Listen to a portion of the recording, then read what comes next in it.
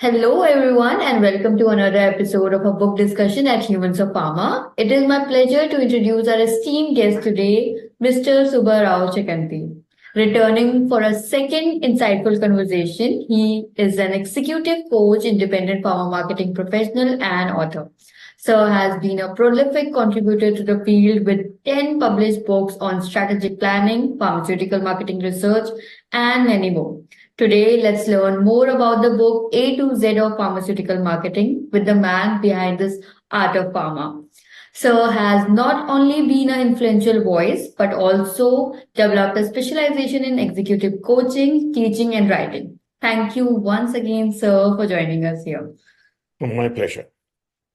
With that, let's get this conversation started. So, Subba Rao, sir, here I go with the first question. To begin, can you share your overall impression of the book and how it compares to other resources in the field of pharma marketing? Now, that's a simple question and yet a difficult question. Like, for example, it just looks like, I have to, I'm indulging in self-promotion of this book, because the reason is, when you compare an encyclopedia with any other work on marketing, encyclopedia encompasses it all. The rest of the books are dedicated to one particular topic, or probably a group of topics under a section or under a special topic or something like that. That only part of it. It's like, it's like having a light bulb lighting up a room or a corner of a room and a constellation of stars lighting up the sky. The reason is, in this book, you do not have even a single topic which is not covered about pharmaceutical marketing yesterday, today, and even tomorrow. What all the changes that have gone. Now, another thing is, it just gives you a foundational knowledge about every single topic that you can conceive to be associated with the subject of pharmaceutical marketing. That's fascinating, sir. It's always insightful to hear about the author's perspective. Moving on to the next one, the book covers an extensive range of topics related to pharma marketing. Is there a particular concept or essay that stood out to you as exceptionally informative or relevant? Yeah, you see, first of all, a disclaimer. I cannot claim to be the author of this book. I have only compiled it, because this is about an encyclopedia. No one can claim an authorship.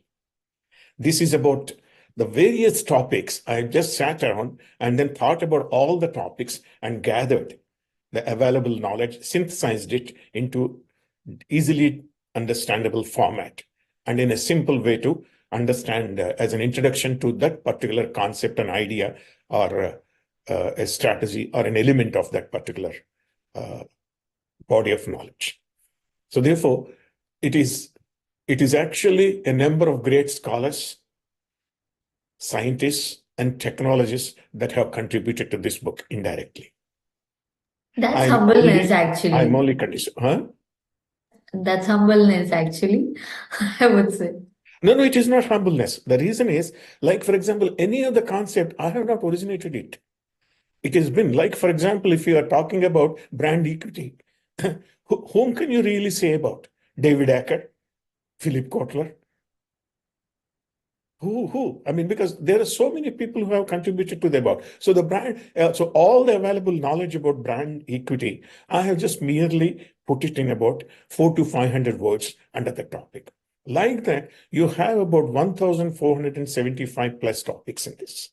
So therefore, any idea or a concept that you can think of, you can just browse through it. You can just go to that particular topic and get an idea about it. And then if the readers want further knowledge and research about it, they can research for that, because this will ignite a spark about them. This will give them what this subject is about basically and what they need to do. It will also suggest them what are the next steps that they have to take. So therefore, I'm not really an author. I'm merely a compiler of this book. Excellent one, sir. With that, let's explore the broader impact of your work. A to Z of pharmaceutical marketing is described as a comprehensive encyclopedia, as you already told that. Can you discuss the advantages of having such a comprehensive resource in the pharma marketing industry? Now, Like, for example, do you really need an encyclopedia? Do you really read a dictionary? Do you read an encyclopedia? What would you say? Because everybody needs it. The reason is no matter whatever has been your experience and whatever has been your uh, scholarship in the area, there are some things which we may not be familiar with or may not have a detailed one. So I have merely compiled all these things so that anyone who wants to have an idea about it, like for example, if I want to understand scenario planning. Now, scenario planning, some people may understand it, and their understanding levels can be at different levels. Some people may not have even come across this term. It is possible. Right? So therefore, what is scenario planning? If I want, I can just dip into this book and look at it and get an idea about what scenario planning is and how to go about it. What are the advantages? So likewise, on every single idea or concept that you may come across in your day-to-day life, either because of your nature of work or if you're a student during your study, so you can really get a clarification and understanding about the topic and will know what are the next steps that you need to take if you want to further develop yourself on this way, on this path. So that's one basic advantage. Now, it is not merely a book. It is a kind of a roadmap for anyone, be it a professional, be it a student. So therefore, whenever I'm in doubt, I can just dip into this book and then look for that particular entry. I don't have to read from cover to cover.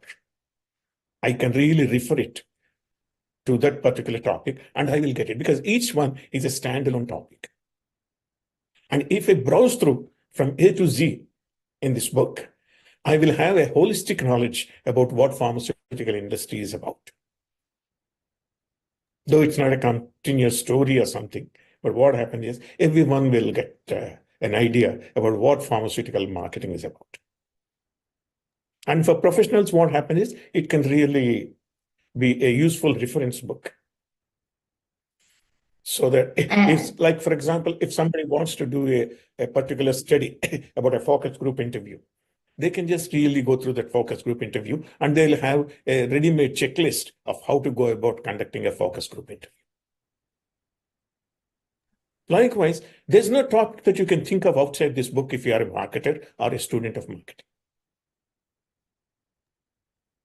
That's about this. fair enough. That has been my idea.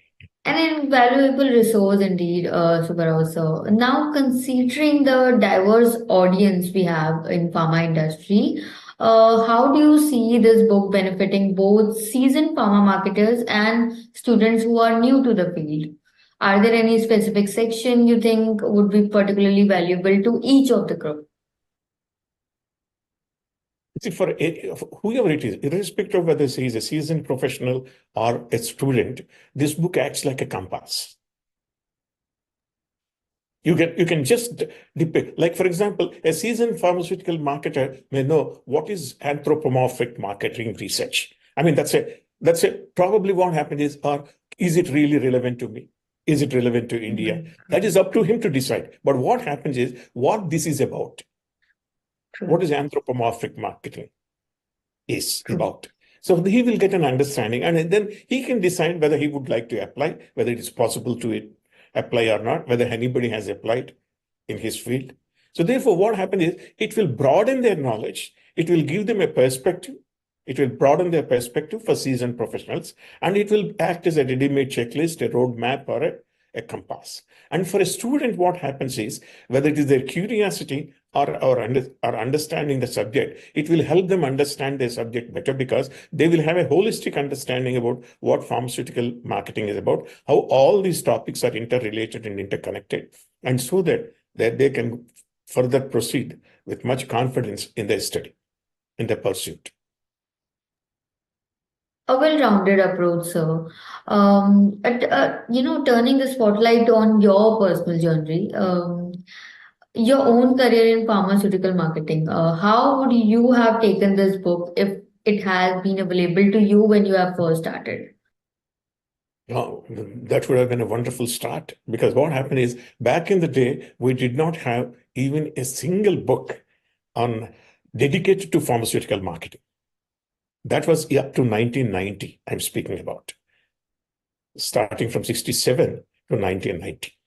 In 1990, when I just had an idea and I started. I mean, because for about, I think it is about 1985 or 86, around that time, I just started making notes about it. And in 1990, I published my first book.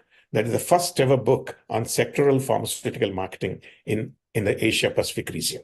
There was only one book available in the world on pharmaceutical marketing at the time and before, was Professor Mickey Smith, Pharmaceutical Marketing book. There's no other book that's available. So therefore, there was no book at all. I knew the difficulty. And for the case studies I compiled, the original case studies, the ORG notes like IQVIA or IQVIA, as we see that, it was available in the print form by ORG. It was in its former avatar. There was a print format only. And to really do the case studies, and there was no computer at that time, there were no computerization of this data. So therefore, the huge voluminous books, which was weighing probably 2-3 kilos each, monthly report. And I had friends in ORG, and I had got the past 15 years data, and then manually tabulated and created that kind of a thing, because I just loved doing it, because it has broadened my understanding about marketing research as well, and about marketing. Now, the reason is why I'm talking about, if I have a book like this, all these concepts would have been clear, and my career probably would have been much more easier. I would not say I don't have no dissatisfaction. I could have reached greater heights or something like that, because I don't think that there are any greater heights or anything. I would have really found it. Probably, I would have been much well-rounded person, and I would have had a greater understanding about pharmaceutical marketing and the future course it is taking. I would have been able to anticipate the trends much better than now. I would have definitely Yeah, had much that's what we call a testament to the impact such comprehensive resources can have on one's career. That is how it is. You have included topics from A/B testing to Z-mod, Subba Rao sir, in the book. Which topics or concepts from the book do you believe are most pertinent in today's ever-evolving pharma marketing landscape? If today's evolving pharmaceutical landscape, now, most of the things, because the world has, with the digital revolution and the artificial intelligence revolution are changing the landscape totally. So therefore, all topics pertaining to digital pharma marketing and the impact of AI on marketing, I mean, and the related technologies, how the technologies are really changing the face of the pharmaceutical industry. These are the topics which are, and then there are at least, every single topic related to these has been included in this, whether it is artificial intelligence, whether it is augmented reality, whether it is virtual reality, whether it is digital therapeutics, whether it is service around the pill, whether it is service beyond the pill, you name it. So all these topics are a digital transformation and everything related to the digital era. And why websites are important, what is email marketing, what is omni-channel marketing, what is opti-channel marketing. You name all these, any of these, they are all included. All these things are very, very important. And about brand-related concepts, there are numerous concepts about it. Because many are interchangeably used because there are subtle differences. Brand equity, brand personality. Great. And also adapting to the times is crucial, and it's so evident in the book coverage. Uh, Next we have is, did you encounter any surprising insights or perspectives in the book that challenge your existing understanding of the concepts in nowadays in pharma marketing?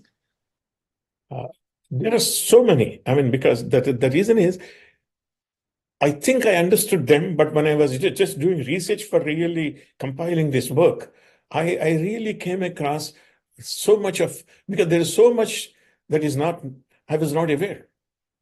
So therefore, everything was a surprise.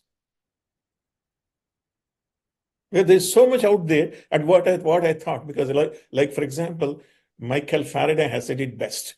See, we think that by writing a book, one doesn't become knowledgeable. Because what he said is knowledge is actually knowing how little you know. When you really research for a topic, That's what Michael Faraday, the famous scientist, famously said, I've been gathering pebbles along the shore of the sea of the knowledge. I really believe, because that's what I gathered a few pebbles and then made a string out of this, and that is this book. Wonderful it is, and enlightening as well. Coming to the only wrap up question over here. How would you summarize the book's significance in advancing the knowledge and practices of pharmaceutical marketing, be it individually or on the organization level? And what's the key takeaway you would like to give others to have after reading this encyclopedia? I believe what happened is key takeaways an author cannot give. Because what happened is, that is very audacious of me. It depends on one's own level of understanding and the current level of knowledge. And then each one has got to pick what is relevant to him or her from the book. Because it's purely the reader's responsibility. The author is like, I'm not prescribing this. Because I have just because what has helped me understand, what has helped me to learn till now, I have really put it without concealing anything. This is what is about available knowledge on each and every topic in the area of pharmaceutical marketing. I really made a string of pearls and then made a necklace out of it. It is for the reader to really pick up on what is relevant. But what is important is, I really believe, as I said, it can throw light on any topic that when one is in a dilemma. Like, for example, how do I go about this? Like, how do I go about conducting a brand recall study? One can dip into that. Aided recall, unaided recall. There are two topics listed, right? And any other area of the pharmaceutical marketing research, be it, and regarding the brand concepts, like how do you really brand reputation? How do you really manage brand reputation? How do you manage online brand reputation? Because things are going to be online a lot more than that. So therefore, any of these topics, when you really think, and there are some topics I'm sure many of us would be surprised, is it really relevant is a question that would come. And when you read it, because everything, all the topics are added, the 1475 is not to make a big number, right? It is essentially to really include every possible thing that is related either directly or indirectly to the subject or are included in this. So as a result, what happens, some of them, we may think that in what way this is related. And there could be some surprise elements as well. Now, how is it relevant? But when you read the total entry, you would know the relevance of it and how it is. For example, I'll give you. There's one thing which probably a lot of debate will come if people were to discuss about it. FOMO. How is it related to pharmaceutical marketing? Just go through that and you'll have an idea. My next read it is. How it is related. It's just like that. But otherwise, most of the topics are directly related. Like on branding and brand related concept itself, there will be more than 50, 60, 70 entries. So every single concept, what happens is, for a seasoned professional, it will show him or her the way to really go about it. And then he would have a ready-made checklist kind of a thing of how to proceed further. And then they will do further research or whatever it is. It is not that this is not the end of it. It will just show them the way. Like, for example, it's a wonderful roadmap. It can be a compass. It can show the direction for a seasoned professional. And for the students, it can broaden their understanding. It will really clarify about these concepts and then show them the way to study further. This is a powerful summary here. With that, I go to my last question, Subba Rao sir, which is when can we expect the next one, the The next next book? the next book probably before this year end. That's a good news. Thank you for the update. We will have you another time then. Yes. So with that, we have gained valuable insights today, and I want to express my gratitude for your time and expertise, Subba Rao sir. Thank you so much. And now, with the ending note, I say this every time, but yes, for everyone who is watching, I hope you enjoyed this episode. Reach out if you have any suggestions for future episodes by connecting with us on LinkedIn or other social media channels of Humans of Pharma. Till then, thank you.